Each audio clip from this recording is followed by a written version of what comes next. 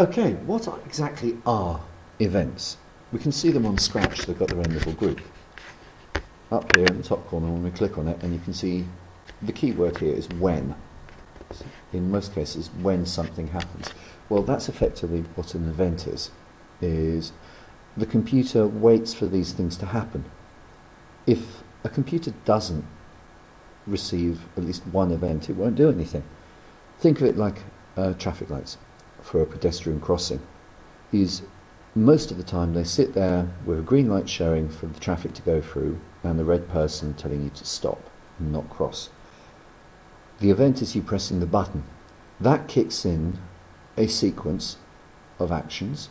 It will change from green to red, stopping the traffic, and then it will signal you that it's then safe to cross for a period of time before changing back and shutting itself down. On your computer in front of you, it's always listening for events to happen. It's waiting for you to move the mouse or press something on the keyboard. These are events. If you don't move the mouse, it won't suddenly get a life of its own and get bored and go to the corner and visit the start bar.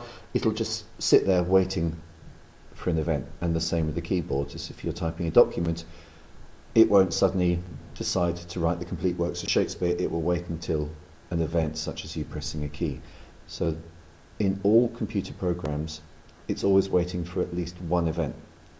Now that event may trigger other actions that happen perpetually, and we'll look at that, and that's called a loop. So here are our events. I've used the event green flag as a starter, so it will wait for this green flag to be pressed. And we're going to use these a couple of times before we move on to sensing. Sensing is slightly different. Sensing is where it's actually listening for something to happen, but while it's in a loop.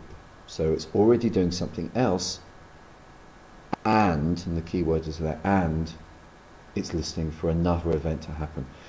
So with the sensing there, they're different from events because they have to be all of these things here, where it's, is it touching something, have you pressed a key? You may think, well, what's the difference between have you pressed the space key there and have you pressed the space key there, which is an event? Well, you would need to trigger the whole thing to begin with an event, such as when that is pressed.